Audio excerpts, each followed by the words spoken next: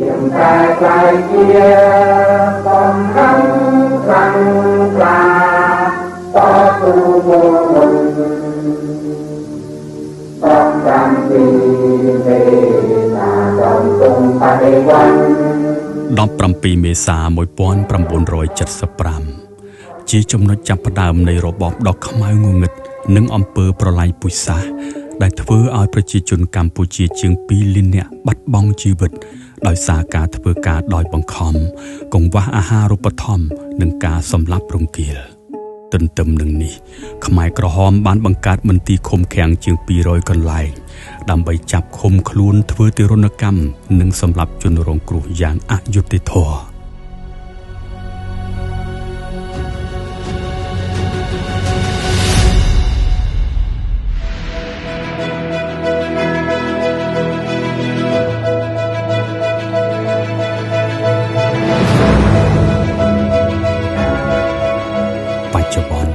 រឿងរ៉ាវអ ុក្រិដ្ឋកម្មអំពើអយុត្តិធម៌ទាំងនេះ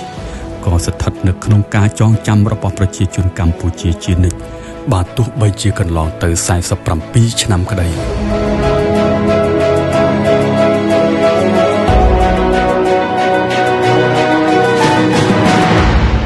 រាជរដ្ឋាភិបាលបានយកចិត្តទុកដាក់ថែរក្សានិងបានចុះទីតាំងចំនួន 3 រួមមាន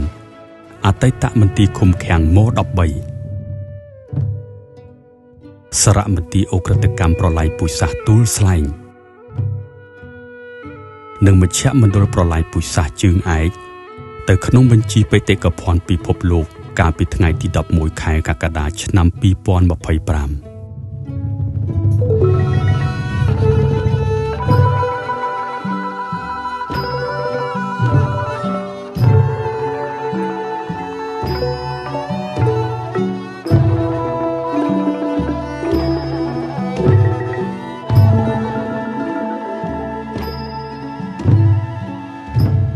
អបអរសាទរខួប 1 ឆ្នាំ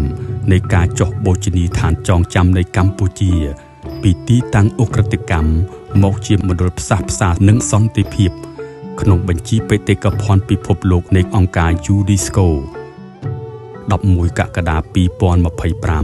11 កក្កដា 2026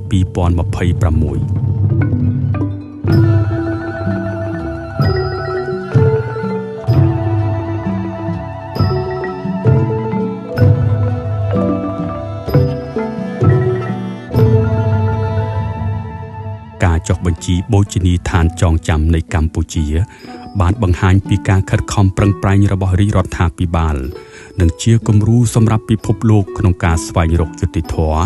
ការផ្សះផ្សាជាតិនិងការកសាងសន្តិភាពរបស់ប្រជាជាតិនិងប្រជាជនខ្មែរក្រោមពាក្យស្លោក